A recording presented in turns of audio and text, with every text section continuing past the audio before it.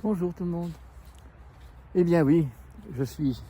certain que la nature ne nous a jamais abandonnés.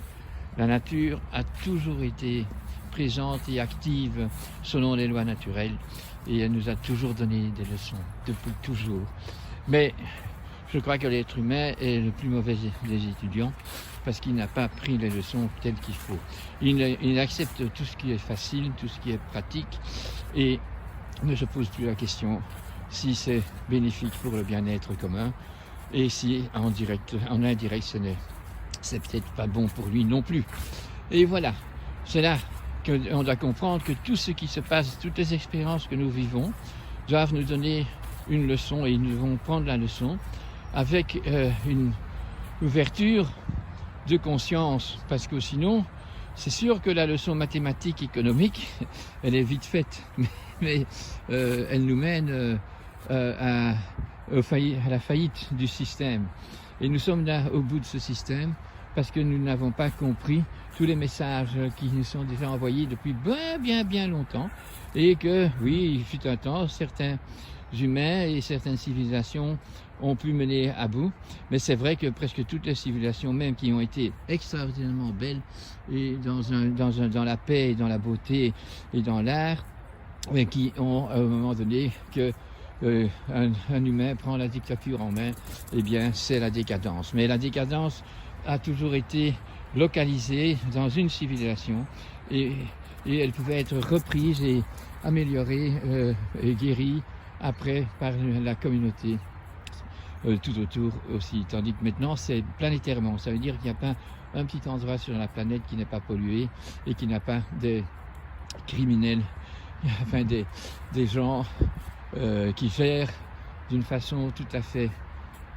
inconsciente et très négative, sans tenir compte du bien-être commun et d'un avouement des erreurs passées pour pouvoir se retourner. Alors c'est à nous, chacun pour soi, de se prendre en charge et de réfléchir à ce qui nous arrive pour pouvoir pas anticiper, mais rentrer dans un rapport avec cette nature, avec nos voisins, avec tous ceux qui vivent ici sur Terre, dont je prends en même temps les animaux, les plantes et le monde minéral qui doit de nouveau être guéri de toutes les pollutions qu'on a déposées. C'est important et c'est nécessaire et c'est très urgent. La question est donc bien: comment faire pour acquérir un bon discernement qui est authentique, réel, et qui n'est pas coloré par nos émotions qui mettent directement un cachet que c'est bien ou que c'est pas bien, selon l'émotion que ça a déployée. Donc, à chaque fois qu'on a une expérience, qu'on vit une expérience, qu'elle soit agréable ou qu'elle soit contradictoire, qu'elle soit compliquée, eh bien, il faut l'imprimer dans son corps, dans cette mémoire biologique, et sans avoir directement une émotion qui fait qu'à chaque fois qu'on a un rappel d'une activité qui a eu lieu, d'une expérience qui a eu lieu, eh bien, on a ou bien un désir ou bien un rejet, et on n'est pas objectif. On n'est pas dans la capacité de stocker l'information d'une façon objective dans son esprit, dans son état d'âme, parce que c'est l'âme, c'est cet état d'âme, ce ressenti qui donne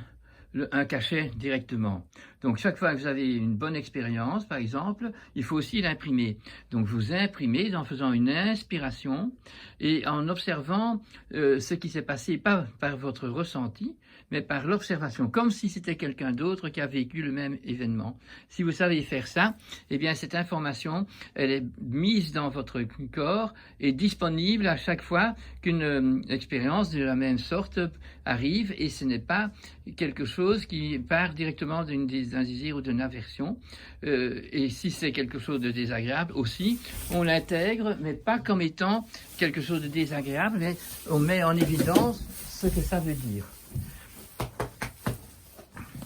Vous me comprenez? C'est un peu compliqué vous raconter ça, mais c'est important puisque